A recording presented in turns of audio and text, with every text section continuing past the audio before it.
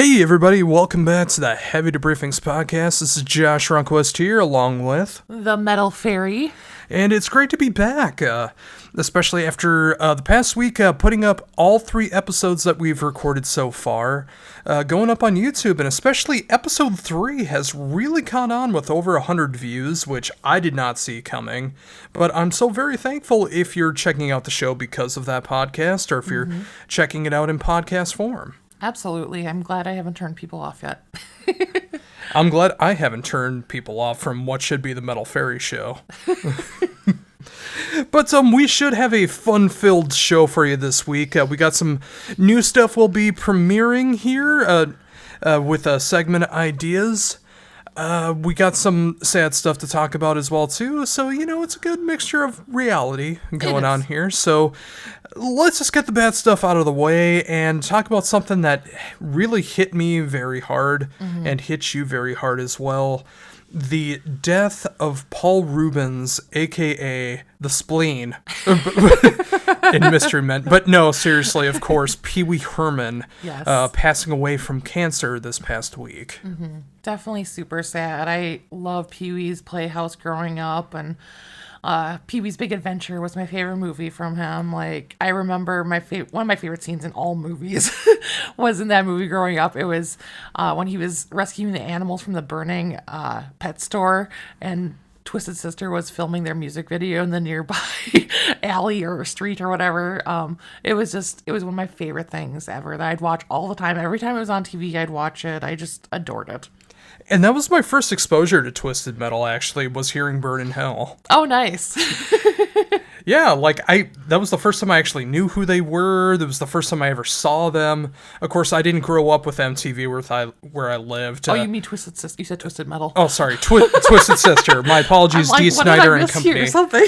No, yeah, that was my first instance of seeing Twisted Sister and the car and yes. The fact that it had Burn in Hell and then there was the fire going on and everything that was going on with it. It was just perfectly well written, and I'm so glad that made it into basically a kids movie. Yeah, and him rescuing the snakes was so relatable.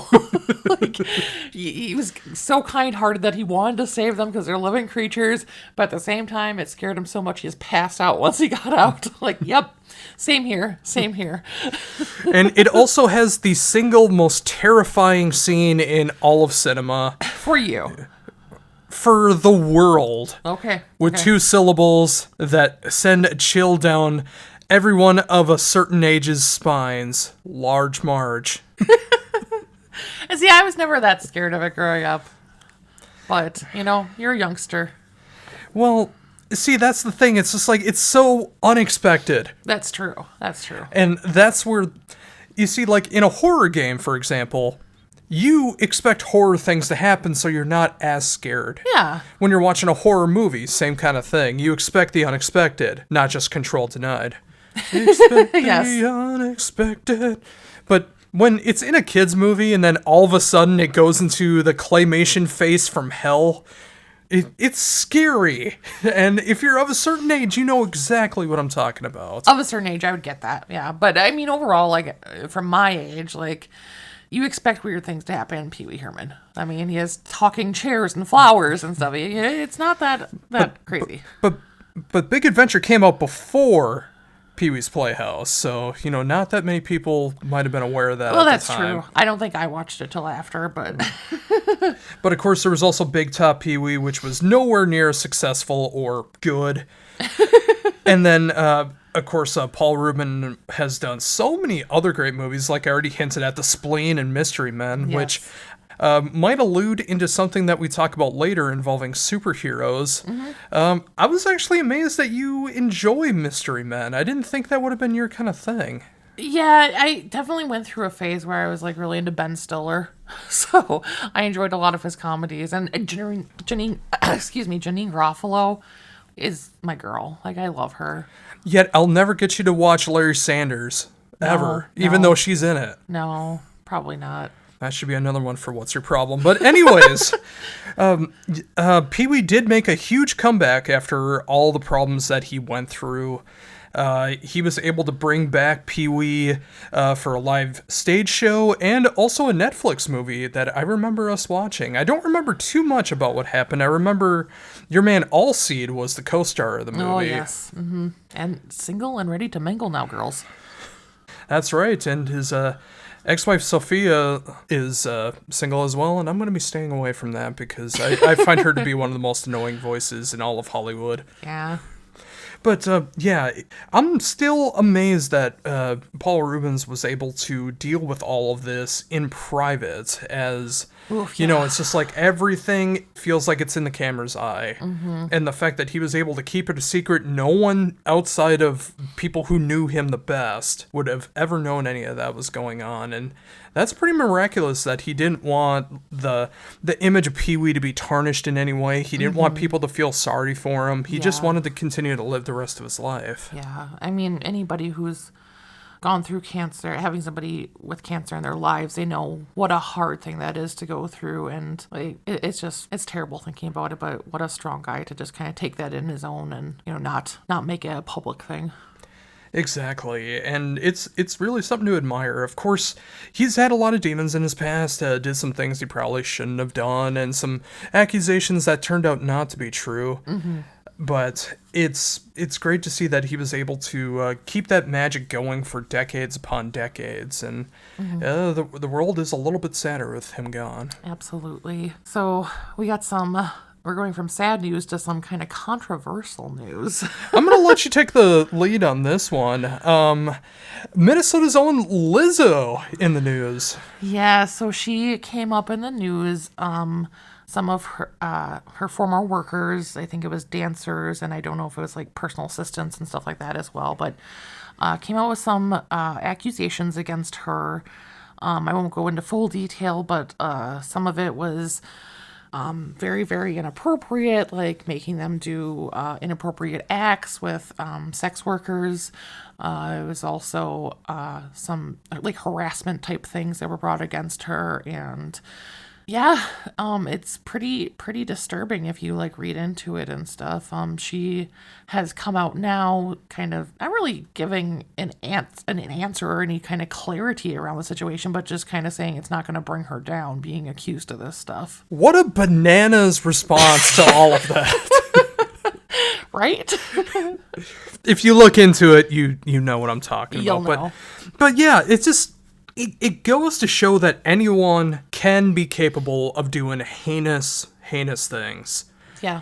And it's, you know, it's just like you can be both like a hero to some people, you know, like a lot of people love Lizzo because she is a sassy, bigger African-American woman who gained a lot of popularity for being herself and not caring about the Hollywood body image and just having that sassy personality to her.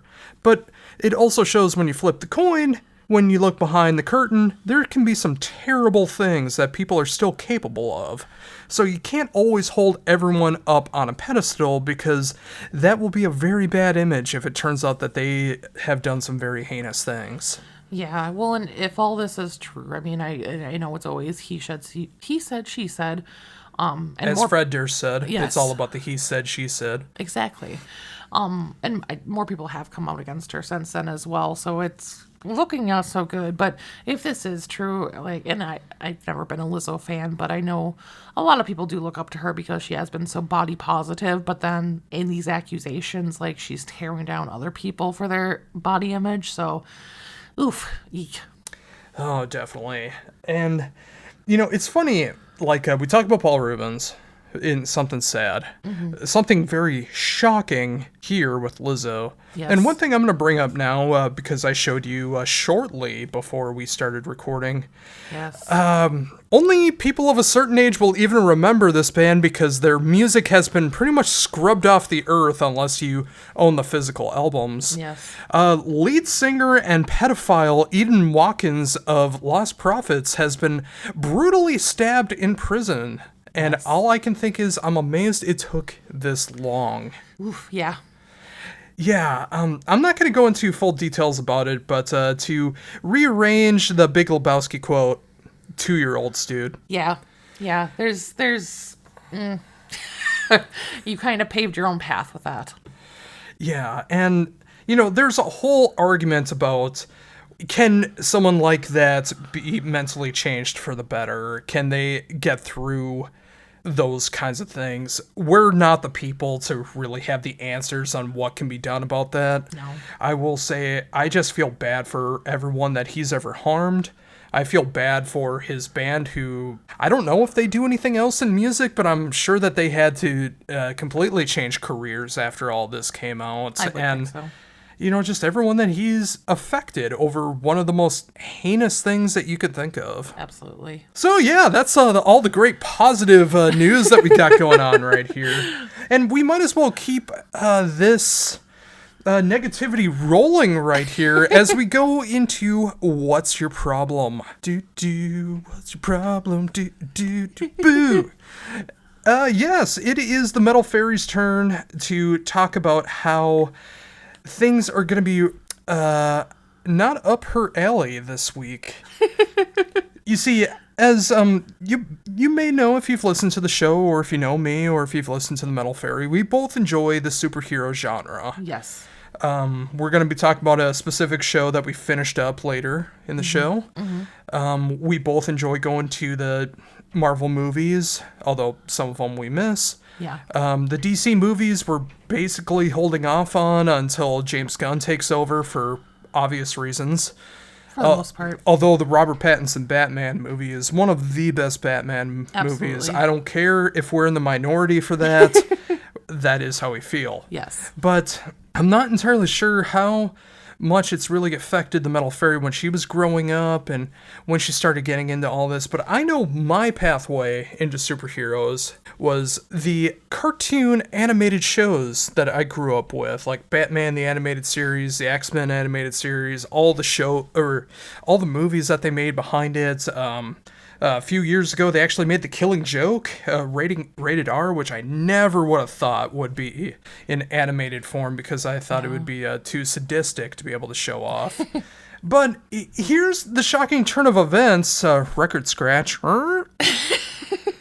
Outside of Harley Quinn, you don't like superhero animation. And all I gotta ask is, what's your problem?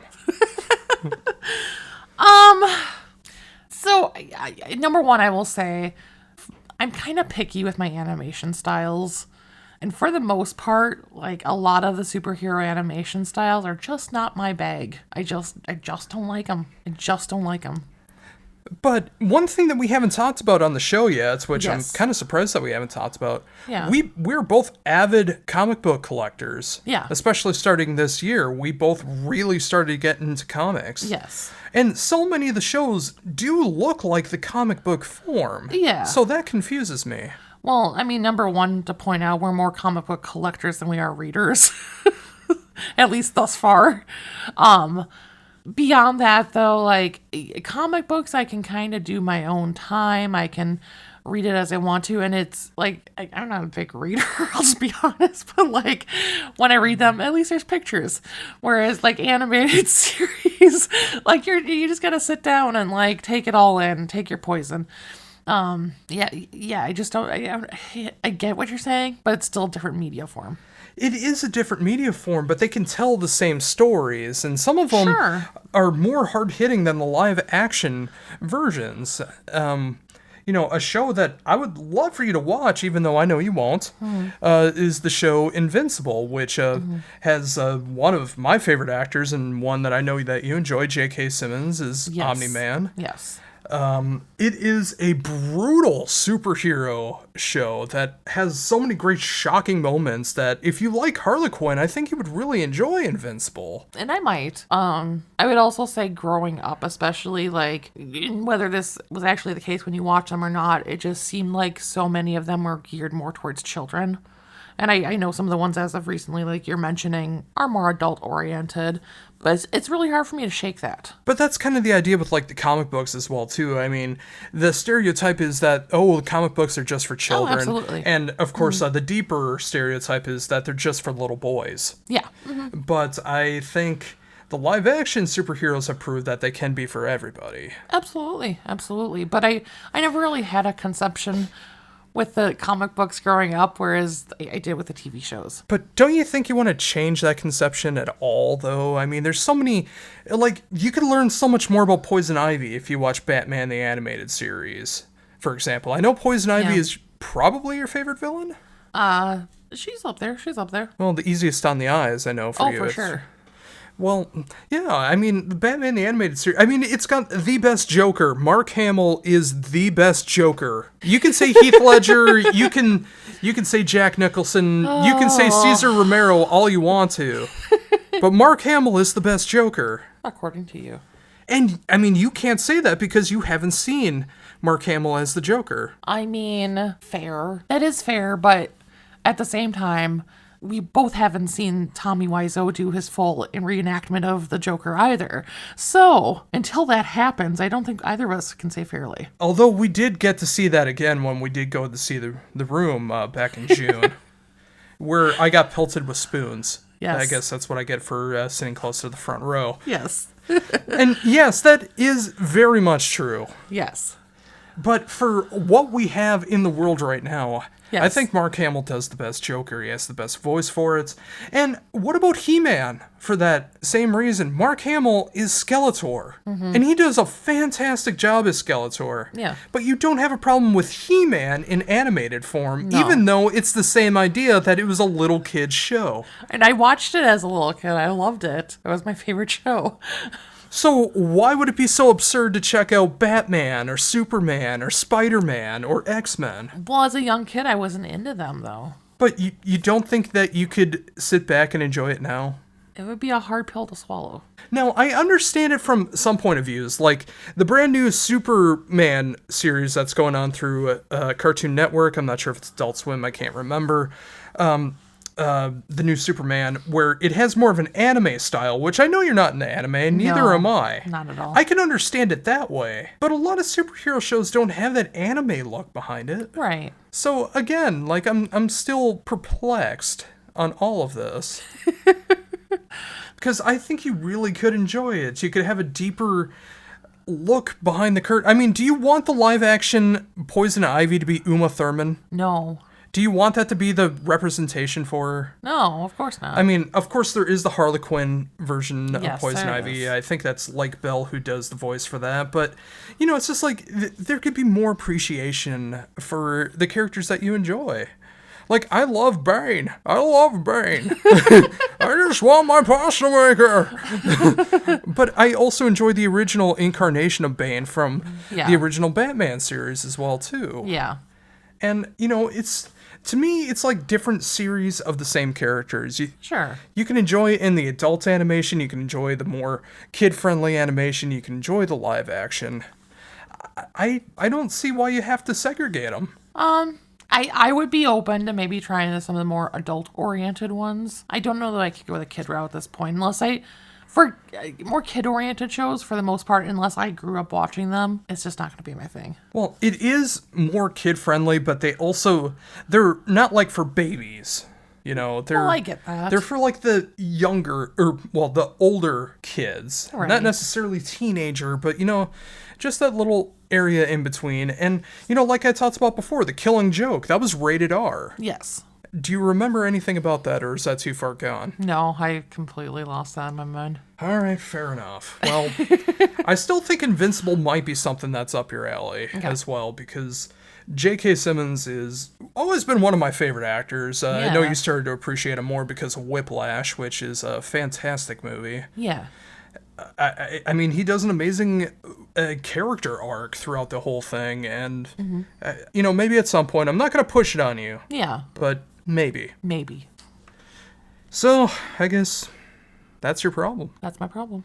All right, so that was me trying to defend cartoon animation for superheroes, and maybe have gotten the Metal Faerie to check things out. Maybe. But now it's time for her to check things out whether she wants to or not, with this musical roulette of picking out 3 random songs. Yes. I've noticed people have been enjoying this and getting your insights into random songs, whether you're telling me the truth about how you really feel about it or not. Yes. By most people, I mean myself most of all, because I love hearing this. And it's time to start with this, starting with the first song. All right, so for this first one, I went with a band that is very near and dear to me, and of course all the sad F-boys that are out there in the Prog and Doom territories. Of course, it is the band Catatonia with probably their best-known song, My Twin.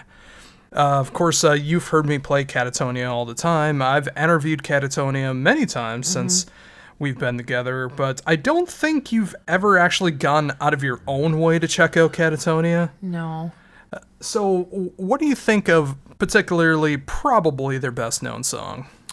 Yeah, this has been a band that you've always told me I should check out more on my own. Like you said, I've heard them a lot through you, but my kind of process of really getting to know when like a band, I have to listen to it on my own. And it's always been on my list of bands I need to listen to, but I never have. But yeah, I've heard this song quite a bit, and I really like this song. I mean, it's very, very like deep, very dark, very emotional. His vocals are really nice. I love the music. Like, it's a really great song. It really is, and Catatonia is filled with this pretty much throughout their entire discography. Yeah. Maybe not so much the Death Doom territory, you're not really going to hear a song like this, but everything past the first couple albums, you'll always find at least a couple songs like this, and this is more on the heavy prog side of what they did. I mean, a lot of people find influences from like Tool and Meshuggah during this. I don't really hear it, but I know a lot of people think that. I think they just sound like a dark, heavy band that has some prog moments thrown in there, but it's super melodic, super gothic. Very. My Twin in particular, you know, just like a really sad breakup song. Yeah. And there's a reason why it was in my top breakup songs back on my YouTube video. Yeah. Back for Valentine's Day. You know, just to twist the knife a little bit more. When you really read the lyrics, it's really hard-hitting. It is. Hearing this song, would it inspire you to check it out more? Yeah, definitely. That's all I wanted to hear. So now with song 2. Yes, the exact opposite, probably, of the Metal Faerie's enjoyment here, where you enjoy something a little more gothic-y, a little more dark, is a band that is, at times, very gothic-y and dark, but I'm going to let you put everything in the words here. It is the band Maudlin of the Well off the album Leave Your Body Map with the song Gleamin' Ranks, a song that occasionally comes up when I'm listening to stuff. Yes, it does. And apparently you don't feel the same way that I do. I mean, to quote Will Ferrell from Zoolander, I feel like I'm taking crazy pills. It sounds like somebody turned on 5 albums of completely different genres all at the same time, and they're all playing at once. I fail to see the problem. I'm gonna leave now. No, come on. No, I'm gone. But no, it's absolutely horrendous and nothing enjoyable about it. No, even when it gets metal. No. The double bass, No. the screams. That's not all. There's like other genres on top of that. Yeah. No, I'm trying to find the positives for you. Yeah, you can't. And you hate the name as well. Yes, I it noticed. just annoys me. Even when I tried to explain it to you a couple days ago, what Yeah. it actually means, Yeah. I think it actually made you more mad. You can't polish a turd. If you are checking it out, allmediareviews.blogspot.com. I apologize for the words given by the Metal Faerie. Sorry. Now let's see if we can find something maybe you'll enjoy a little bit more here with Hopefully. the third song here. And for the third song, we go with a band that has meant so much to me over the years. Not every album is a hit for me. Some of them are kind of collar tugging for me, but the albums that do hit me very hard, and this is a particular album that is that way. My favorite album of 2017, Pain of Salvation. And the song On a Tuesday. Maybe not the perfect song to first show someone off of this album, but I still want to see your thoughts on it. From the capoeira expert, Daniel Gildenlow. Yeah, so, I mean, you've definitely played them a bit throughout the years, and I've known about the importance of them to you and stuff. It's always been a band that I've meant to check out more, because I feel like if I really listened to them, I could get into them. off like just an initial listen, they're okay. Like he has a very unique vocal style, I will say. He kind of reminds me of like that treble deep boy that you want to save. And very easy on the eyes as well. He is. So I mean, initial listen, I mean, I may have heard this one in the past, I just don't remember, but initial listen, it was perfectly fine and enjoyable. Could get into it more if I listened to it more, but nothing bad about it. I imagine that you like the chorus more than the verses. If I had to guess. I mean, definitely more my style, yeah. Yeah. And that's the thing with like Pain of Salvation. I mean, sometimes it's just chock full of that great chorus goodness. Sometimes it gets a little wackier on things. Sometimes it gets a little more electronic, like the latest album, Panther, which was not really my bag, baby. But there are a lot of albums I think that you would enjoy from the band. Absolutely. And there you go, 3 random songs where either loved it or hated it or thought it was okay. All right, so up next, we have a brand new segment. We might do this intermittently, sparingly, depending on how we're feeling. But this is a debate that we have had pretty much ever since we first started talking about this band all the way back in the day. Yeah. Of course, I mean, in our personal lives, I feel one way about the band, and you feel a different way. Yeah. What genre is it? On the very first episode, it is Symphony X. Yes. And of course, the easiest answer is they're progressive power metal, is how they're usually recognized as. Mm-hmm. But when we first talked about it, I've always considered them to be more of a prog band. I've always considered them to be a tad more on the power side. Who's right? As we battle to the death to decide something so unimportant as what subsection of the genre Symphony X is. I will be defending the prog side, you'll be defending the power side. Yes. And I'm going to let you go first, as you had to sit in the hot chair for the first one, for the previous one. So you go here first. Yeah, I mean, I think vocal style is very much more on the power side. I mean, when you think about prog metal, like straight up prog metal, personally, I think of guys just like wanking out their instruments. Not that kind of instrument, the other kind of instrument. Like they're just trying to like show what they can do. And not that Symphony X doesn't show what they can do. They're amazing musicians, but like they care way more about the melody and the song and the overall everything of it than most just straight up prog. First of all, how dare you? Yeah, you heard me. Second of all, you're wrong. No. There are plenty of prog bands out there that can do the odd time signatures and show off what they're capable of and still be a very melodic band where you can tell what riffs are going on and they're enjoyable for people who don't have a degree in calculus. I mean, Michael Romeo is one of the best underrated, underappreciated, and least talked about guitarists in all of heavy music. He is amazing. Yeah. He can play anything Yeah. that he sets his mind to. Yes. He could be a new version of Yngwie if he ever decided to go into the more Yngwie style, if he chose to. Absolutely. But with Symphony X, he chose power. He chose progressive metal because he's able to do the odd time signatures where they feel like it's all in 4/4, which is the standard style for a lot of people, or 6/8 or 3/4, depending on how it is, specifically for ballads or more of a swingy kind of feel. Sure. But all of the members of Symphony X are able to show off all of their creative sides, and Absolutely. they can show off those proggy sides where you don't necessarily know where it's going to be going. Even if you listen a few times, like it's still very shocking sometimes to see like how they're able to get back into a riff from all of the bonkers things that they're able to pull off. But it's not to the point of like straight up prog metal. It's just not.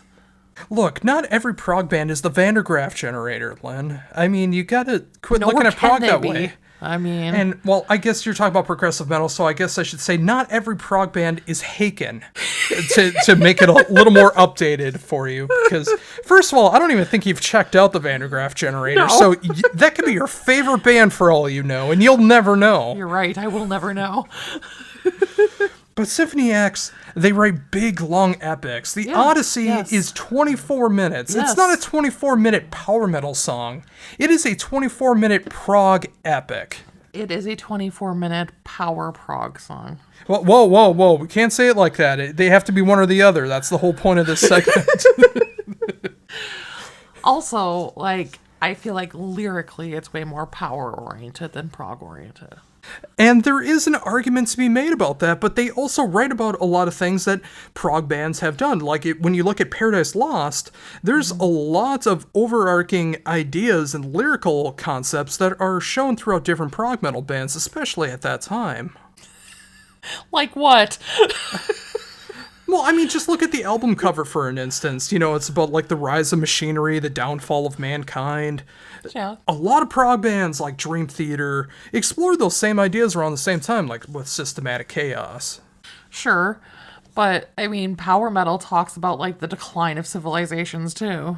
They do, but it's not usually the machine future and now, with it being Dawn the Death, now AI downfalls of mankind. I mean, they're doing an updated version of it. There is an argument to be made for that as well. Yeah. But again, like when you look at it song structurally, they write so many different kind of prog ideas. They have a lot of songs that are in 5/4 or 5/8, depending on how you look at it. They explore what can be done progressively through the music. They incorporate elements from different genres, but it's under a power metal lens. But especially... I'll show you, but... The last couple Symphony X albums are not power metal. They are prog albums. Everything after Paradise Lost is more of prog than it is power. You cannot tell me that's not true. I mean, honestly, I haven't kept up with their most recent stuff as much as some of the older stuff, but... What a hot take you got there. I know, right? And you knew this, that's why you brought them up. Hey, you can't... Don't say everything behind the curtain. Gotta leave some secrets. I am opening up the curtains. See, so again, like, you don't have all the information before you. You haven't really kept up with Symphony X, showing that they have become more prog than power metal. I will say they started off more power metal, but they've gotten more prog over the years. See, I've heard the opposite. I think a lot of people would say they started off more prog and went power. Maybe they're turning back around. Well, I guess we're just going to have to save it for the new Symphony X album whenever that comes out. Yeah. Is it going to be more prog? Is it going to be more power? Or is it going to be Adrenaline Mob? As I've said before, and I will always say it, you can take Russell Allen out of Adrenaline Mob, but you can't take Adrenaline Mob out of Russell Allen. Never. The fact that he wears a sports jacket with no shirt on underneath. Or if he has a button-down shirt, none of the buttons are buttoned. But what about you? If you enjoy Symphony X, if you've ever heard them before, leave a comment on YouTube or go to our social media pages and let us know. Do you think Symphony X is more power or prog? And if you say they're progressive power metal, you are taking the fun out of this segment. So choose one. Are they more progressive or more power metal? Choose the right way. Mine. Or mine. Up next is a brand new segment that I originally wanted to do something like this on the YouTube channel. But I thought it would be way more fun to save it for the podcast because I love doing these lists with the Metal Faerie. Yes. Like I've talked about before, and we're going to talk about it, I think, next week or the week after. We're going to be talking about our top 10 favorite albums of all time. Yes. And that was originally going to be the first one of this idea, but I wanted to start it a little bit earlier, do a genre that you're very familiar with, talk about the top 10 power metal albums of all time. Yes. And with this segment, every week, we're going to be doing a different top 10 of something. Yes. I think it's mostly going to be music predominant, but maybe we'll do horror movies. Maybe we'll do games. We could do wrestlers. A top 10 traumatic episodes in our lives. You know, you know, it's endless possibilities on the Heavy Debriefing podcast. But again, you know, it's just like to really show off your knowledge of one of your favorite genres. I wanted to start with the top 10 albums of power metal. Yeah. Now, before we get into it, what was your basis for picking your top 10? Yeah, so I went into it thinking, you know, if I want to sit down and listen to power metal, like just straight up power metal, what are the 10 albums that I would go to? There might be other albums that I like, possibly even more than some of these ones that are at least partially power metal or kind of a power mix or whatever. But Hey, that was the last segment. Exactly. I should have put Symphony X as number 1 on my list now that I think about it. How dare you? But, if I want to sit down and listen to power metal, what do I put on? And that makes a lot of sense. I basically went with what I consider to be power metal in my eyes. Yeah. Like the ones that, it's like kind of like you. Like when I want to listen to a power metal album, these are the 10 albums that I go for. And they're not necessarily just like straight up stereotype power metal, but all 10 albums are power metal adjacent at least. That's fair. Who's going to go first? I think you should go first. I should go first? Yes. Okay, well, the first one I have up is one of the newest albums on here. It came out last year. It is quickly become my favorite album from the band. It is Hammerfall with Hammer of Dawn. Yes. My reasoning behind this is you would think it would be the King Diamond, but that's actually probably... Oh, I can't believe I'm saying this. That might be the worst part of the entire album. Well, the most disappointing. Yes, because when you think King Diamond is doing a guest spot, you think he's going to be doing lyrics. You don't think that he's just doing backup vocals for 4 measures. And you can't even hear them during those 4 measures. No. Like, you can kind of hear it at the tail end of when it's all done before it goes into the last chorus. You can hear that really high King Diamond falsetto. But that's it. Like, I wanted King Diamond on Venerate Me. Yes. But the rest of the album, and the song in general, Venerate Me is one of my favorite Hammerfall songs now. Mm-hmm. But the entire album, it feels like one of the most darkest Hammerfall albums. Yeah. Don't get me wrong, it is still cheesy as all get-go. And that's what I love about Hammerfall. They're always going to be cheesy. Mm. But, like, it took a darker edge, kind of like a B horror. It's like, it's campy, it's cheesy, but it's still dark. And I love that about it. And it still has all those great Hammerfall flavorings behind it. The great catchy choruses, the solos in the right spots, double bass all over. Oscar's amazing guitar playing. It's got everything that I love about Hammerfall, just updated for 2022. Absolutely. Yeah, that was a great album. So what's your number 10? Okay, so my number 10 is the band Heavenly with the album Virus. So if you're not familiar with them, they are a power metal band out of France. I think they've been around since the mid-90s, but I think their first album wasn't until like the 2000s. But there's such an amazing symphonic, clean style mix, like a little bit of Halloween sounding to them. He has such a unique, like, kind of high-pitched voice. They're just so good. And this album in particular is a little bit darker than their previous albums, and it's such a great album. And Heavenly is one of those bands that you showed me early on when we first got together. And they're a band that I haven't listened to enough, but every time I've heard them, I've thoroughly enjoyed them. Absolutely. All right, so going into number 9, continuing on with the cheese, potentially the cheesiest power metal album ever made. There is an argument to be made, and who knows, maybe we'll do that in that segment of what genre is it. Maybe we'll take it a bit more on the debate side on who's the cheesiest band out there. Ooh, yes. But I feel like this is one of the cheesiest albums ever made, especially in metal. It is Dream Evil with the Book of Heavy Metal. Oh, yes. And I feel like this is one of the cheesiest ones, and all you need is example A, the title track.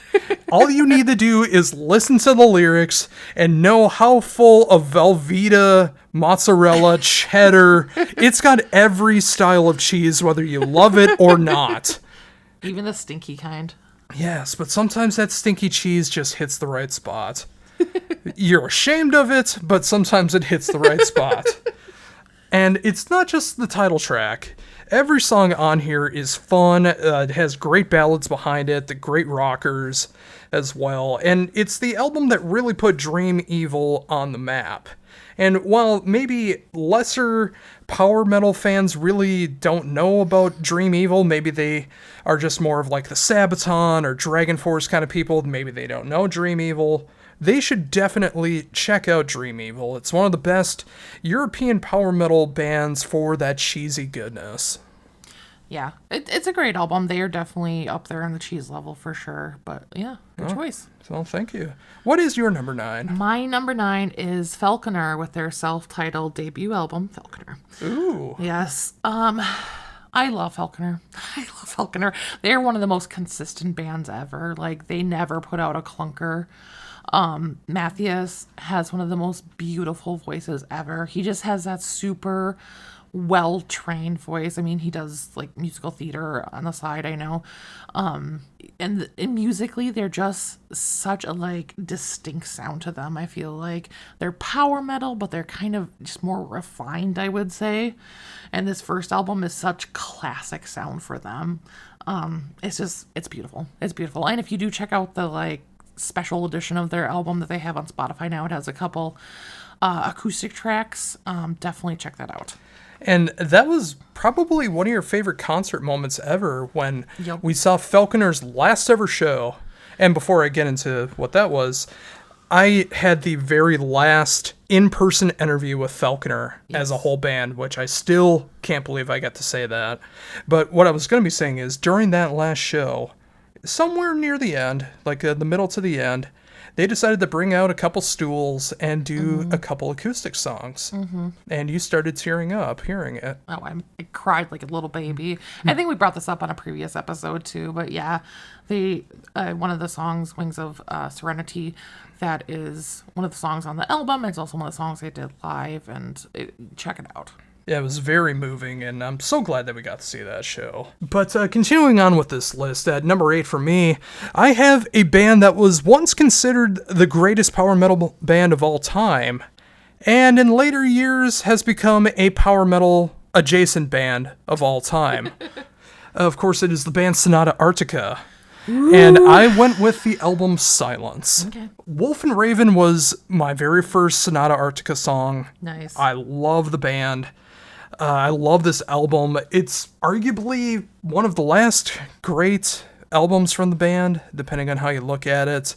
I mean, of course, I'm thinking more of the 2008 re-release, but, some stylistic changes started happening after Silence, where things kind of went into a different direction. I can already see that you have some thoughts on this.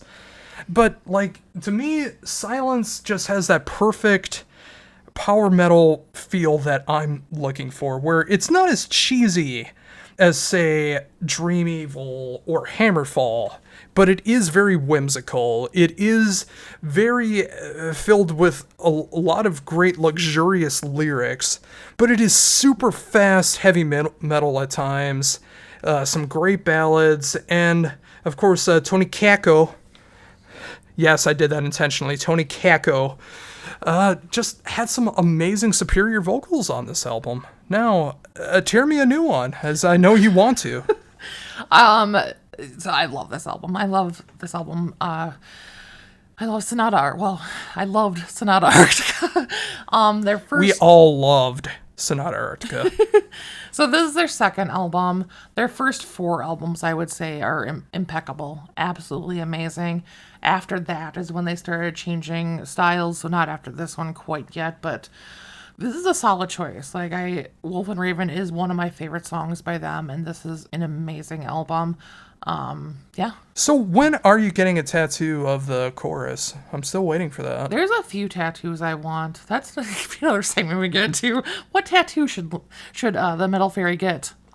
And just in case you're curious, neither of us have tattoos yet. No, not currently. Yeah, so we're not true metalheads. I know, I apologize, and I can already see the views going down now for the podcast, but hey, we still enjoy the music. Exactly. So what is your number 8? My number 8 is Darkmoor with The Gates of Oblivion. Why didn't you go with the Formula 1 album? I mean, that's a close second.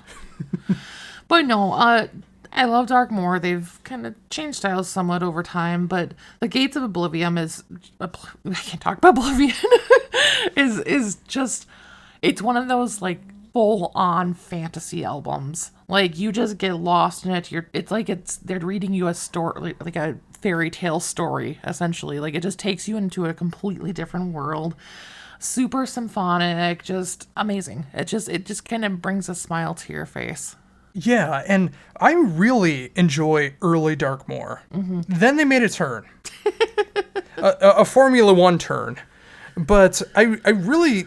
It's another band that I should listen to more of Darkmoor, but everything that I've heard from them in the early days, I have thoroughly enjoyed. Absolutely. So at number 7 is one that, for some reason, you didn't agree with me on when we did our top 10 albums in 2015, where I said this is one of my favorite power metal albums of all time, and it didn't make your particular top 10. No. It is the supergroup Cain's Offering with Stormcrow. The look you're giving me right now, it's judgmental. Yeah, I am staring daggers into the Metal Faerie's eyes, if you can imagine that right now. I love the debut Cain's Offering album so much. It even has a song about the Sandman on it. No, not the ECW wrestler. No, not the Spider-Man villain, but the DC Sandman.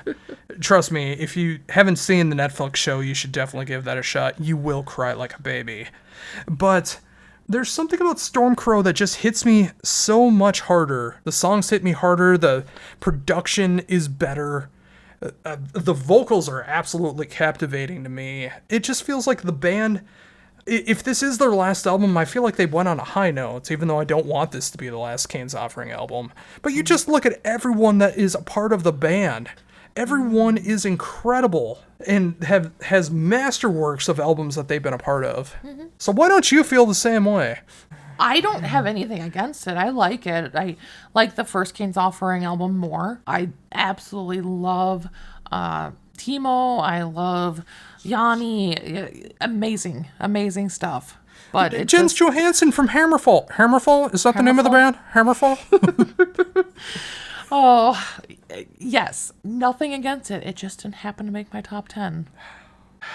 Fair enough. Yes. Your number 7. My number 7 is Labyrinth with Return to Heaven Denied. I love Labyrinth. They're so good. Rob Tyrant on vocals. He has such an amazing, skilled voice. A little bit of a prog mix to it too, but just such a good mix of melodic and speed, and they just have that classical element to them. They sound high class, if that makes sense. It's so good. It's so good.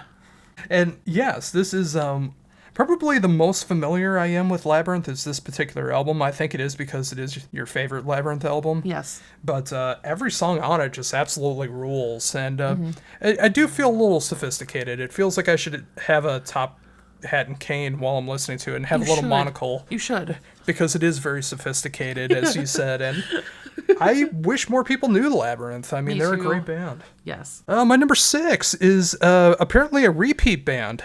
It is Falconer. Oh. But unlike the self-titled album, I chose the final album, From a Dying Ember, which I feel is the culmination of everything Falconer tried to do with brand new material. I know Stefan really wanted this to be the finest Falconer album. He wanted to combine all of the elements, folk, speed, power, a little bit of black metal, kind of hinting at his previous band, especially when you listen to the end of the song Rapture, where it goes into some black metal moments. Not vocally, of course. I mean, Matthias is not a black metal singer by any means. No. And a little sidebar to that, he really is one of the best singers that has ever been on a metal record. Absolutely. And I wish more people gave him a chance. I know a lot of people won't because there's not enough gruff and growl to his vocals, that his vocals are more theatrically trained. Yeah. I've heard some people say it sounds like he's doing a Disney soundtrack over power metal. I'll take it. I will take it too because he has such a magnificent vocal style.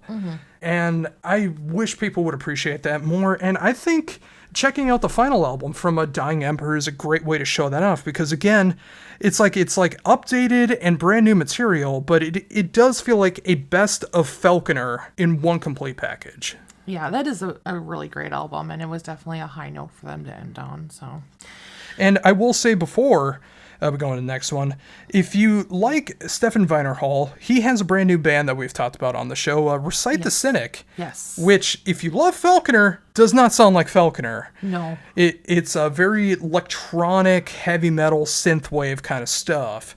But that's what I love about Stefan. He started off doing black metal, then he made Falconer, now he has Recite the Cynic. He can do no wrong. He can do no wrong. So, yes, what is your number 6? My number 6 is Angra with Angels Cry. What a great album. Oof. So Andre Matos on vocals, he is probably my favorite singer of all time. He was everything. He had this beautiful voice. Ugh, so much meaning behind his voice, I felt like every time he sang, and we lost him way too soon.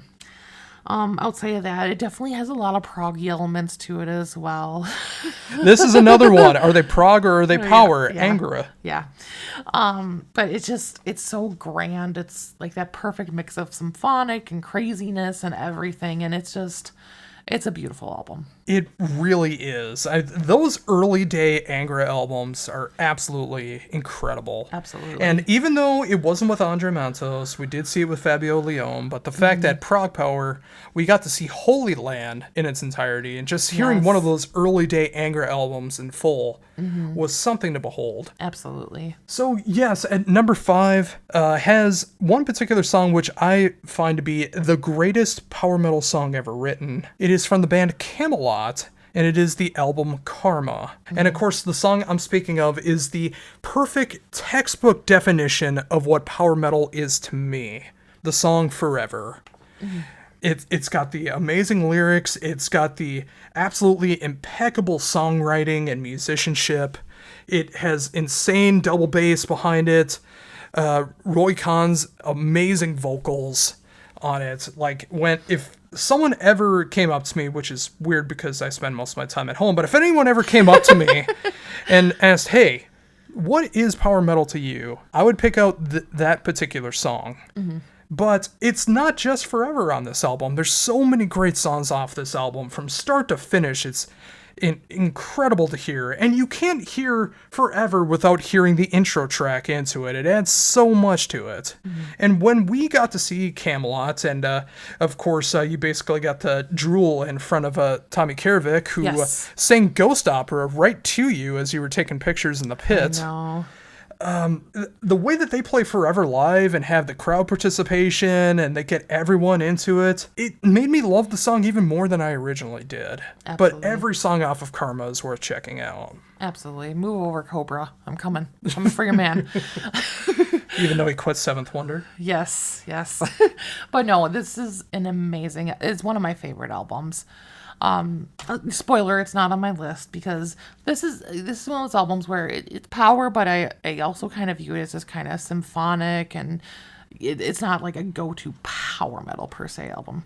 What about Forever? I can see where you're coming from. But yeah, as a whole, it's not one I've gone to as a power metal listen. But I love Camelot. Roy Khan is one of my favorite vocalists. Casey Grillo is probably my favorite drummer of all time. Who is now in Queensrÿche. Yes. And yeah, that's another amazing band right there. But yeah, totally understand this pick. All right, well, I'm going to get back to that question I just asked you about if you can think of a definitive power metal song. I want you to keep that in the back of your head and say the first thing that comes up later at the end of this. Okay. Yeah, just have a little bit of time, think about it a little bit more. As we go into number 4. Can I do my number 5 first? Oh, my apologies. I thought you did this. No. I apologize. Go ahead, number 5. My number 5 is Black Majesty with Tomorrowland. Black Majesty is one of the most underrated bands ever, I would say, in the power metal world. They are absolutely amazing. The vocals are just astounding, and I just feel like it has kind of this... Getting back to Queensrÿche, okay, I'm going to go off on a tangent to kind of loop back around to what I'm trying to describe. Queensryche for me is one of those bands. It's a rainy day band, and maybe it's the Seattle influence and all that stuff. But like, or the song. Well, that too. But like, whenever it's a rainy day, I always listen to them, and I feel like Black Majesty kind of has that same sound to them, where it's just kind of that dreary day listen. Not that they're dreary at all, but like they just have kind of that kind of darker, mysterious kind of tinge over this power metal sound. And I just love them. I love them. And they are a great choice. Another band that I need to listen to more, but every time that they ever come up when I'm listening to Spotify or anytime that you put them on, I thoroughly enjoy Black Majesty, and I'd love to interview them one day. I know they have a new album coming out soon, so Yes. that would be incredible to be able to talk to them, but we'll see what happens with that. Yeah. But yes, at number 4, and my apologies again for skipping over you. No worries. I'm going to be killed later. At number 4 is actually a band and an album that has become more sentimental to me over the years. For one, the death of their singer, which tragically died way too young. And also the third ever date that the Metal Faerie and I ever had. Aww. And one song in particular, I wrapped my arm around her and I knew that, yeah, I want this to keep going. And that particular song is Battle Angels. But yes, I am talking about Sanctuary with Refuge Denied. Does he know romance or what, girls? Well, it worked for you. So far. Well, yeah. Even though the production is kind of rough on this album, it's definitely an album that you have to turn it up to be able to enjoy it because the volume is so low on this album. Yeah. Warldane is one of my favorite singers of all time. Easily top 5, probably even higher than that. And that'll probably be a good segment to do, our favorite singers. Yes, absolutely. And yeah, just the whole album where it's not always power metal.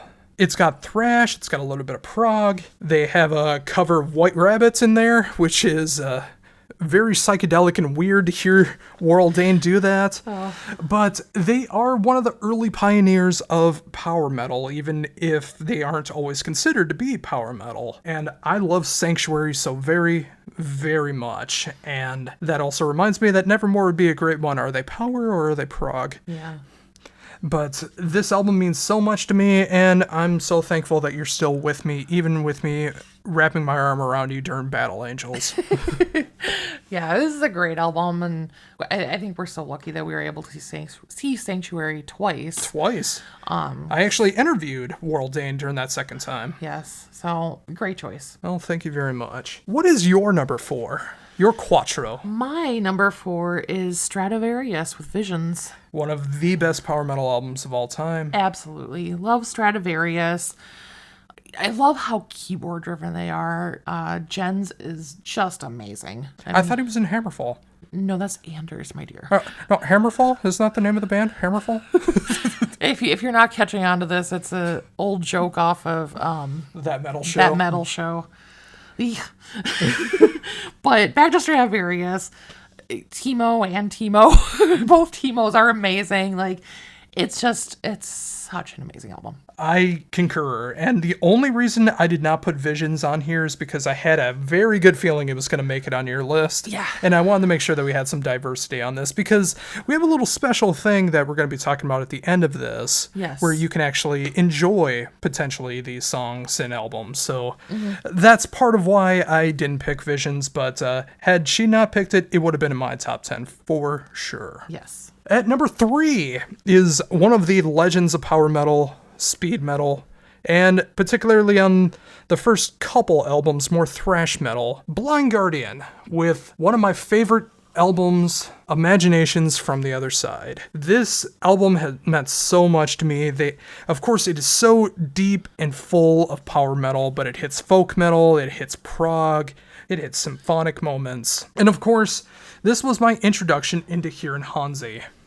And it has some of my favorite songs from the Blind Guardian discography, like the title track, Born in a Morning Hall is probably my favorite fast Blind Guardian song. Yeah. Just everything about this album is fantastic.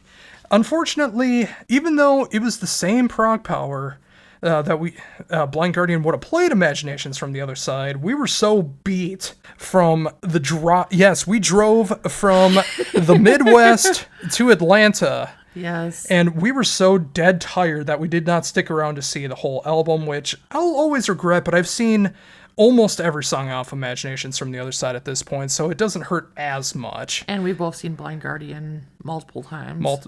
Hansi got me sick the first time I ever saw them because I was standing right in front of him while he had the flu. Yes. I got his set list, and it was probably my favorite set I ever saw from them, even if it was at the worst venue in our area, the Caboose. Yeah. But, yeah, this album is just near and dear to me. Yeah, I love Blind Guardian. Nightfall and Middle Earth is my favorite from them, and it was pretty close to making this list, but it didn't quite squeeze in. But Hansi's amazing. They're amazing. Yeah, no wrong choices here. Oh, definitely. And we only got 4 albums left, 2 apiece here. Well, I gotta do my number 3 still, too. I did it again. You did it again. Next week's show will... You did it again. Next week's show will just be hosted by the Metal Faerie, as yes. I will be missing. Look for me on your local milk carton. You'll be in your cage. I have number 3, Ed Guy with Theater of Salvation. Oh, yes. Yes. I absolutely love Ed Guy. I love all their albums. They've kind of changed their styles a little bit throughout the years, but Theater of Salvation in particular, it's so like just grand and symphonic, but they always have that fun tinge about them too. It just makes you have fun and smile and want to dance. Not really dance, but shake your head a little bit around. Toby, I absolutely love. He's one of my favorite human beings in this world. I love his vocals. I love his attitude. I just love everything about him. Yes, and a little Freddy foreshadow here. I'll be talking about Toby in just a tad. Ooh. But this is probably one of my favorite Ed Guy albums as well. Yes. Totally blanking on what might be my favorite Ed Guy album. It's the one with superheroes on it. Oh, I'm forgetting now too. This is what we do, yes. Especially behind the scenes. When she brings something up and she doesn't know it, I forget what it is. If I bring something up and she doesn't know what it is, same story. We constantly do this to each other. Rocket Ride. And knowing Toby, it probably is about a penis. But well, yeah, I mean, you can tell from some of the songs. That's probably why I enjoy it. And that's also why going back into my top 10 albums from every year I've been alive list, I chose that particular Yngwie album because it is the sleaziest Yngwie album when you listen to the lyrics, and I prefer the sleaze size of Yngwie more than just showing off his technical prowess. Understandable. But yes, now, my apologies again. Now we're down to our collective top 2, 4 albums left. Number 2 might be a shock to a lot of people. You may not even be really familiar with this band, but it is a band that has become very near and dear to my heart, and being a nerd myself, being a metalhead myself, and being a power metal fan myself, how can I not love this album as much as I do? The debut album from Power Paladin with the magic of Windfire Steel. It has everything that I'm looking for. Absolute cheese, nerd cheese, which is so great. I mean, it has Kraven the Hunter as a song. They play the theme from Zelda in a solo during one of my favorite songs, Righteous Fury. They have a song about Castle Grayskull. It just has everything that I love in nerdom, but it's in power metal form. Yes. And that's not the only reason I like it. I love it because it's actually done magnificently well. Mm-hmm. The production is stellar. Everyone a part of the band or guests on this album is fantastic at what they do. I can't believe this is a debut album. This feels like a band that has been going strong for decades and is putting out their best material, which means that their next album is absolutely going to crush, or they're going to take an ascendia. I hope it's not the latter, but yes. This album is absolutely magical. And if you love nerdy gaming, comics, cartoons, all of these things in your power metal, I cannot recommend Power Paladin enough. Yeah, definitely an amazing album. Like you said, it doesn't sound like a debut album, and definitely excited to kind of see where they go from here if they came out this strong. So totally understand why this would be number 2. I remember our first Death Punch show. Oh boy. Sorry, I can't let it go about Ascendia. I know. What is your number dos? My number 2 is Sonata Arctica with Winter Hearts Guild. Ooh, another repeat. Yes, so this is my favorite album from Sonata. I just feel like this album has like a unique sound to it. So in one of the ways I attribute this is when they were between keyboard players. So Mikko Harkin was their keyboard player in the first 2 albums, and after this they brought on Henrik Klingenberg. But with this album, Tony did all like the bass keyboards, and then they brought in some special keyboardists for some of their songs, like Jens Johansson did the cage and stuff like that. But I feel like it almost has like more of a personal sound to it, and I think that's kind of why. But it has everything. It has like songs like The Cage that are just full on power metal anthems, but it also has like softer, deeper songs like The Misery. Like, I love The Misery. So it's just such a good mix, and I love Tony's voice. I love just that Sonata sound. Yeah, it is definitely one of those albums. I mean, obviously I picked Silence. Yes. For this one, and I'm glad at least, I mean, I haven't heard your number 1 yet, but at least there's no repeats that I'm aware of. But I'm glad that we're showing up 2 different sides of Sonata Arctica on here, well, at least from the good era of Sonata Arctica. Yes. Whoa! Woo! But yeah, there's so many great songs on here, and when I saw Sonata Arctica, they were fantastic live.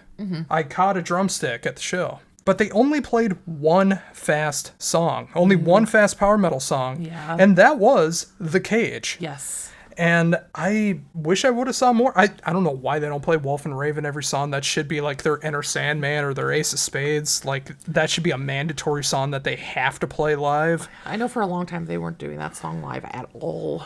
And that just blows my mind. But yeah, this is a fantastic album, and I'm glad you picked it for number 2. Absolutely. And of course, we have come down to our top choices for our top power metal albums. Yes.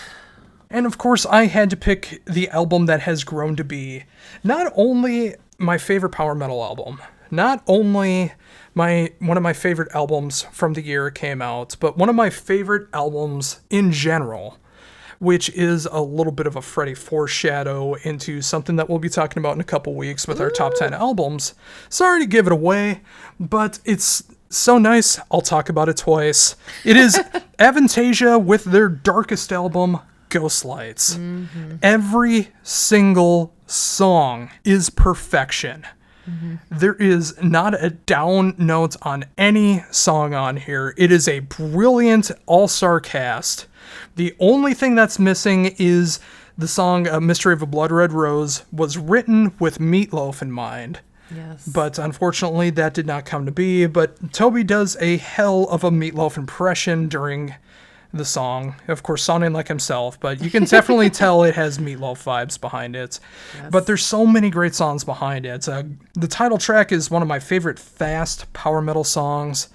Lucifer is one of my favorite duets ever. Oh, yeah. In a song.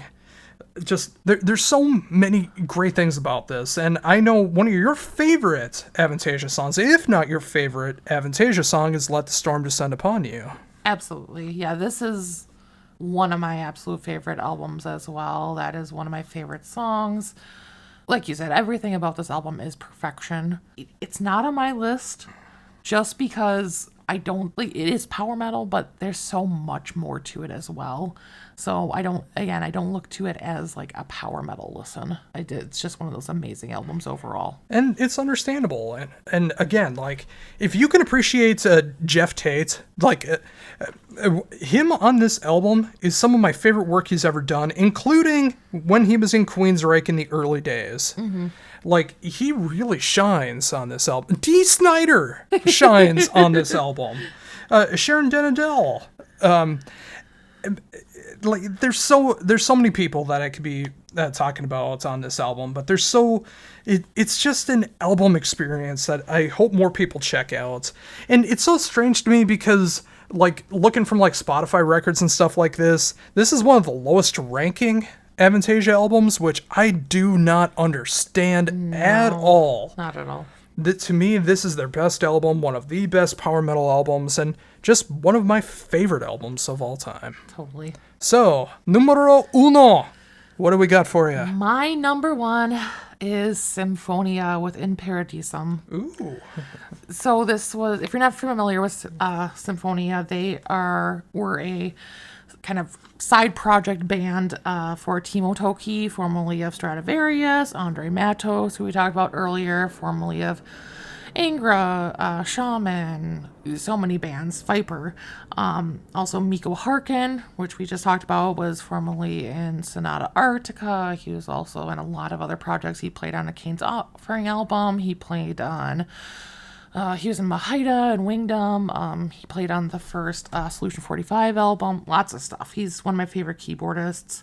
And they came together and made one album, and it is perfection. It's everything you could want out of a power metal album. It's symphonic. It's fast-paced, but like amazing diversity throughout. Andre's amazing, beautiful voice, the crazy keyboards and the crazy guitars, and it's everything. It's perfection. Yes, anytime that you've ever played this for me, I've thoroughly enjoyed it. It's a masterwork of a supergroup in the making. Absolutely. And it was so disappointing that they never got to make a sophomore album, but at least the debut Soul album is so good. Yes. And that'll never be tarnished. No. And there you go. That's a look into our top 10 power metal albums. And just in case you wanted to check these out a little bit more, we got a little surprise that we're doing with this now. Yes. Well, specifically when it comes to music, when we do it this way, we have put together a Spotify playlist of a track off of each album that we talk about. So, Sonata and Falconer will be brought on there twice, but I don't think that's such a bad thing. No. But there will be a Spotify playlist for you to go over and check out these songs and see if there's anything that you dig off of it. Absolutely. All you got to do is check out the description below wherever you're checking this out and check out our collective top 20 power metal albums. And now that we talked about music for a bit, although we'll be getting back into it, it's time for us to talk about some other entertainment that we've been enjoying, starting it off with the old boob tube itself, even though it's not really in the shape of a boob anymore. It's almost all flat screens. It is television. Yes. And the only thing that we've really kept up on outside of like watching stuff on YouTube or the separate stuff that we watch, what we finished up was The Boys. All 3 seasons of it so far, and now that we've seen all 3 seasons so far, hopefully season 4 coming out in 2024, Yes. What is your thoughts?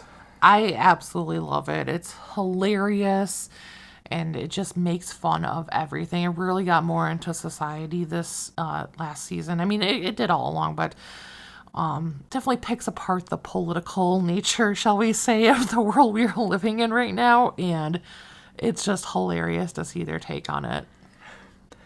Yeah, like, it feels like every season has like its own kind of flavor to it. Season 1 was probably the most shocking.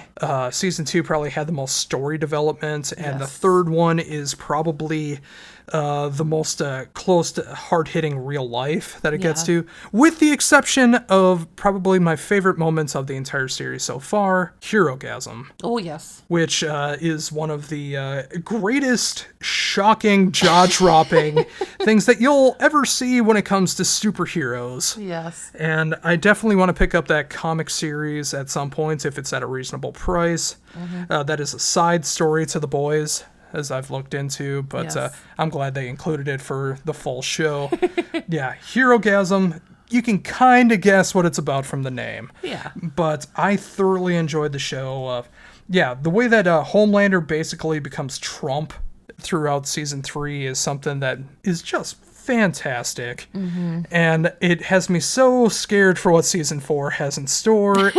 And with it being so much of like the climate of what the world is right now, it also has me very scared about what's going to be happening in the next year or so with the U.S. elections coming up. But if you have Amazon Prime or if you have a way to get it for, well, we watched it all in a weekend. Yes. So it's very, very bingeable if you have the time. Oh, yeah, definitely. But if you can check it out for a weekend or if you have Amazon Prime, I highly recommend The Boys. And also on said BoobTube, even, well, this technically counts as television too because, you know, that's how we watch it. Yes. It is The Art of Professional Wrestling. And of course, pro wrestling from Mexico, down there it's a real sport. But in America, you know how it goes. But we did watch Dynamite and, for the first time in quite a while, Rampage as well. There was a specific high point for me from my childhood. I've grown to hate, well, not, I hate the association with the song nowadays. But a ECW alumni and one of my favorites growing up, Rob Van Dam, showed up and is probably going to lose to Jack Perry next week. Yes. Or, well, in a few days now, I guess I should say. It was just great seeing him. He did the spin kick. He did the RVD thing that I grew up with. His girlfriend and wife weren't there, though. A life that we all wish we could live. But, yeah, I mean, I wasn't expecting Rob Van Dam to show up, but it was really cool for the nostalgia berries. And I'm sure he's not signing to AEW, but it got a pop out of me. It got me excited. What about you? Yeah, it was cool to see him. I'm glad he's getting a little bit more camera time than Sabu did. I was sad about that one, but... One of your biggest wrestling crushes at one time, yes, Sabu. Yeah, Sabu and Jerry Lynn back in the day. Jerry Lynn, of course, from Minneapolis. Yes. But, yeah, the other main thing that really happened, even though it was kind of a low Dynamite, was the announcement of the main event for All In over in London at the Wembley Stadium. Yeah. It is MJF versus Adam Cole, which I am thoroughly shocked that is going to be the main event. Yeah, I mean... They've kind of been building this relationship between the two of them. You knew something was going to happen at some point, but I don't know. You didn't really know what to expect since they haven't really announced much at all for the Wembley Stadium event. So I feel like we're not going to hear a lot until probably the week of, because I imagine that there's a lot of things that go into flying to London, making sure that everyone can get there, finalizing everything. But still, it sucks when you're a wrestling fan because it's $50. You want to get what you're paying for. Yeah. And when you don't know what the matches are going to be, how can you be excited about it? Yeah, at this point, it just feels like Tony's pulling a Vince McMahon, so... Pretty much. But go back to MJF and Adam Cole, to quote your favorite Dream Theater song, I really feel that moment of betrayal happening soon. No. It's gonna happen. Maybe. There's a reason why they call him the devil, MJF. Yeah. It's going to be sad when it happens, too, because you've seen this friendship blossom into one of the most happy-go-lucky relationships in AEW, but it's going to end tragically. But, you know, MJF is finally, like, in his way, making nice with the audience. I feel like it's going to be Adam Cole who turns on him. Ooh, like how Jack Perry had turned on Hook. Yeah. That could happen. And I feel like Roderick is going to be involved, too. And sadly, the Kingdom as well. Oh, boy, yes. The Canellisai. Yes. But because of one particular match, we actually decided on a Friday night, instead of gaming and listening to podcasts and YouTube videos like we tend to do, we actually watched Rampage. Yeah. Now, the reason why we normally don't is because, all of the matches happen right after Dynamite. Yes. And all of it gets leaked, and there's no excitement because if you just go online for a couple seconds, you'll know everything that happens. Mm-hmm. And it just takes all the fun out of it. Mm-hmm. But one particular match caught our attention, a kind of a throwback to a few years ago with a parking lot brawl. It was the Best Friends versus Ortiz and Santana back in the day. Yes. But now it was the Best Friends and the Blackpool Combat Club. Yes. What were your thoughts on the second edition of this parking lot brawl? I mean, it was okay. But, like, the first one I absolutely loved.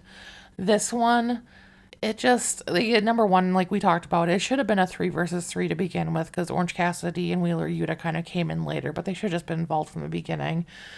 And they kind of just tried to recreate a lot of the same stuff, and they didn't really implement a lot of new stuff. So, like, it was fine. It was fine. But we did get to see Sue. We did get to see Sue. Trent's mom. Yes. From Best Friends. But yeah, there was a lot of blood, a lot of broken glass, a lot of cars destroyed that Tony Khan probably paid for in a used parking lot. Yes. But it was fine if you've never seen the original parking lot brawl from AEW. Yeah, exactly. But that's always going to be my favorites, and I have to say it again. Santana and Ortiz should have been tag team champions at one point before everything dissolved. Absolutely. And speaking of screens, last week was chock full of movies that we watched, but this week we didn't see as many. No. In fact, outside of us watching different stuff together, the only movie that we saw together, we actually saw yesterday, as of the day of recording this. Yes. The brand new horror movie from my favorite horror production company, A24, with Talk to Me. Yeah. Now, this is definitely a movie that was more up your alley than it was mine, as I'm not really too much into, like, the ghost, spirits, possession kind of thing. Yeah. But I actually got warmed up to this one, and it actually made me start to appreciate things a little bit more, because it was done so differently than what you expect. Yeah. So, what did you think of Talk to Me? I really liked it, and the more I think about it, I like it more. Like, it had, like, a lot of the classic elements of, like, kind of possession movies and stuff like that, with kind of a unique twist of adding in the hand.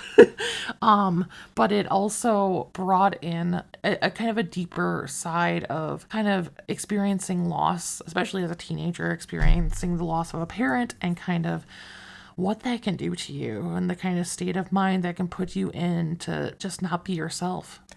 Yeah, and so too many people can relate to the idea of losing someone very important to you when you're in your teenage years, or you have something very traumatic happen in your teenage years. Absolutely. And no judgment at all for all the hell that you have to go through whenever it comes to loss and pain like that. All of that said, this kind of movie also made me hate teenagers again, because every single character had one character flaw that made me hate their guts so much. Yeah. But all of that said, I did enjoy it. It's got those moments like, oh, you're so stupid, don't do that, don't do that. But it ends up happening anyways because it's a horror movie. But there's some really nice twists and turns that you see, some very brutal moments that you don't see coming. And it's all wrapped up in a really intriguing story, which, if the online rumors are true, we'll be getting a prequel and a sequel at some point. And I have a lot of, it feels like there was a lot of loose ends, a lot of questions that needed answers. Yeah. And it feels like a prequel and a sequel would probably answer all of those. Yeah. Well, going off of your hating teenagers, I think it did a really good job of showing, like, how social media has kind of ruined people, like, especially in one of the opening scenes, like, something tragic is happening. I won't give too much away, but instead of being friends to somebody who's supposed to be their friend, they just all have their phones out and they're filming it for the social media content. And it just kind of makes you think a lot about, where are those lines these days? Are there real friendships out there? What is more important, showing this on your social media or being a human being in the real, world right now? And also to go into a little bit deeper when it comes to that, absolutely, with the social media that we have right now, the easy access to being able to record everything and being recorded on, I also feel like that's almost human nature as well, too. I don't think it's just in our particular time. Yeah. I feel like if this technology was around decades upon decades ago, people would be doing the exact same thing. The exact same ages would be doing the exact same thing. Oh, yeah. I mean, you think about, like, what's the term when you drive by an accident, you stop. Rubbernecking. Rubbernecking. Like, that's been a thing for as long as cars have been around, I'm sure. So it's always something. But like you said, it's made it a lot more easy, and it's put it out there way more publicly. Yeah, and to go back into earlier topics, like Ian Watkins of Lost Prophets. He wasn't the first person to do what he did. Oh, no. But through social media, there's a lot more attention drawn to it. Oh, sure. And I feel like a lot of, sadly, the stuff that he did was happening, but there was like no proof, no evidence. And of course, that's a silent judgment of you don't say anything to anybody. That was really a huge thing in past lives. But now everything is so open, it feels like the floodgates have come out more. And I don't think necessarily that's drawing more people to do it. I think it's just exposing that more people are doing this than we knew before. And probably making it easier too, though. Yes. As a particular podcast that we enjoy, I think Chris Hansen would absolutely agree with you on that one. Yes. Yeah. All right, more stuff to talk about on that Black Mirror of ours. Gaming. I have been pretty much playing Far Cry 6 for the most part. I have not picked up back on Ion Fury, as like I mentioned in the last episode. That boss just made me so mad that I do not want to go back to it right now. You don't want to throw anything at the TV. Yes, it is a very nice TV that we have. Nicest TV I've ever owned. Nicest sound system I've ever owned. I'm not breaking that stuff. But I've been... Far Cry 6 is a game like Borderlands to me, like Skyrim for you, where I just get lost in the world and I like exploring everything. Yes. I like doing all the stuff that's attached to it. I've been checking out the DLC for Far Cry 6, not the Stranger Things one, which really grinds my gears. Really, because they decided not to include that in the season pass, which, that's why they call it a season pass instead of getting all the DLC, which it's additional money when I already spent enough for what was supposed to be the full version of the game, and then you have to add on extra money. No. But it's all the villains of Far Cry 3, 4, and 5. You play as them, and they're all kind of lost in their own minds, and they're trying to escape their own minds with like trauma and different things that have happened. So it works on a really cool level like that. It's what's considered a roguelike as well, where you will constantly die over and over again, and you restart at the same spot. But some things you get to keep over from past things, some of the weapons, all of that stuff. But it's been very enjoyable. Each one runs about like an hour or so if you're good at it. But it's really enjoyable. Yeah. And there's some games that are coming out this week that I'll be talking about at the very end. But for you, how goes the Skyrim? Skyrim was good. Not a whole lot to report on that side. On the mobile front, though, I've been playing Love Island, the game, still. This week really annoyed a lot of players. So, all throughout the season, they've been teasing this ex that you used to date, and that your twin apparently, who's on the show with you and who annoys us up to this point, had a kiss with at some point after, and then they just, the ex like up and left. They're a musician apparently. And they've been kind of teasing this ex the entire time. So at the end they bring in a bombshell, and we kind of been predicting the entire season that this is the person they're going to bring in. Nope. Some other random guy. And not only that, he's not even available for you to get with because he's interested in your twin who you hate. And the entire episode the 3 parts of the episode this week were basically all about like the twin and stuff. Like it's not even about you. The twin is the main character this season. Isn't that the best when you're controlling a game and you aren't even the biggest part of the game? Yes. Your options are so limited. Mobile gaming is... Especially with the dating simulators. Exactly. It's still a world I know you wish you could be a part of, and there's nothing stopping you. I mean, she packed her bags. Pre-flights. but no, I know it's a good escape for you. But totally. Yeah. So we'll be getting, again, a little bit more into gaming at the very end of the show, but first we got to talk a little music. And I'm going to let you go first on this one, as... I showed you a band that you've quickly warmed up to. Yeah, you turned me on to Black Braid. Definitely enjoying them. Need to check them out on my own a little bit more first, but definitely enjoying what I hear so far, and they're all fun to look at too, so it never hurts. Now, what is Black Braid? So they're kind of, I don't even know how I describe them. They're like a little bit of black metal, a little bit of kind of almost folky elements to it, I would say. But a little bit of like clean stuff with it too as well. So it's a good mix. Yeah, go a little deeper in that. It's a genre that I lovingly refer to as North American folk metal. Yeah. Where it's very blackened, but they have a lot of North American folk elements to it, where a band like Panopticon will have more bluegrass and country, where Black Parade has more of the Native American spiritual side to them. And I've seen some people say that they don't do enough of the Native American music, and I find that kind of jarring, like you're telling Native Americans that they're not playing their style enough. I think it's a great mix of what they're doing with the black metal, the Native American spirituals, and just their own vibes that they have going on with it. They had an album come out last year, and Black Parade 2, it just shows the band getting bigger and better. Totally. Another thing we checked out was the new single from Angra. Yes, we did. Getting back to our conversation from earlier with our top 10 lists, they had a really nice tribute to Andre in it, which I felt that was very touching. But overall, the music definitely seemed a lot darker, and it feels like they're trying to be a little bit tougher sounding. I did enjoy it, but I'm just kind of trying to wrap my head around it and kind of curious where the rest of the album's going to go. Yeah, but this song in particular, it feels like it's a bit more down-tuned. Yeah. It feels proggier, which I know is not your bag. There's a lot of great power metal moments throughout the song. Yeah, absolutely. But it just feels not cohesive, which is so strange. Like, there's one particular moment that lasts like 8 bars that feels like they could have completely cut out of the song, and it would have made the song so much better. Yeah.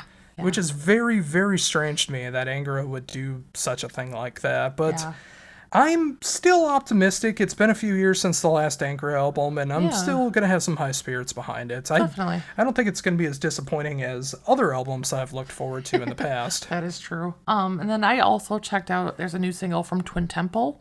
Oh, you didn't tell me. Yep. Burn Your Bible. You checked it out without me? I listened to it this morning. I had to have something to talk about. Okay. It's for the show. It's content. All right. But no, classic Twin Temple sound. If you're not familiar with them, they're a satanic doo-wop duo. Yeah, I mean, even if you're not like into the satanic lyrics, listen to the music. It's fun music. I think if you didn't tell your mom the lyrics, she would probably enjoy the sound. Maybe.